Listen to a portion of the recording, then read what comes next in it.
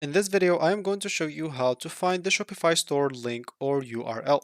So the first thing that you'll need to do is simply go to shopify.com and make sure you log in into an account if you have an account, and if you don't, go and create an account. For me here, I'm just going to log in.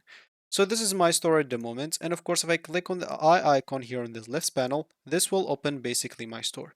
So normally I will get the URL here from this URL section, as you can see, which is right this, and you can copy it as an example. Of course, for me, it's showing me this, like my store right here. Why?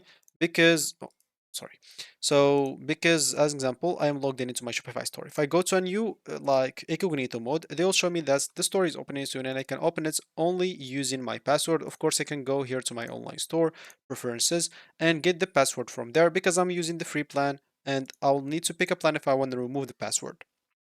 So as an example, now I can just go here and enter the password, click on enter, and anyone will be access or will have the option to access the store if they have the password. If you want to remove the password, as we said, you will have to pick a plan. So we said how to get the store link or URL. As we said before, if you click on the eye icon, you'll be able to get the URL from here right away. Of course, you can also click on themes and you'll be able to also click view store from here option. And you will basically do the same thing. If you click in here, you'll be able to get the URL. Also, you can get that from settings. If you go to the bottom left corner, you'll find settings. And here, as example, you'll have to look for domains.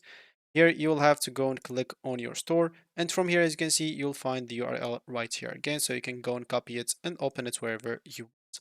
So that should be it for me in this video. Thank you for watching and goodbye.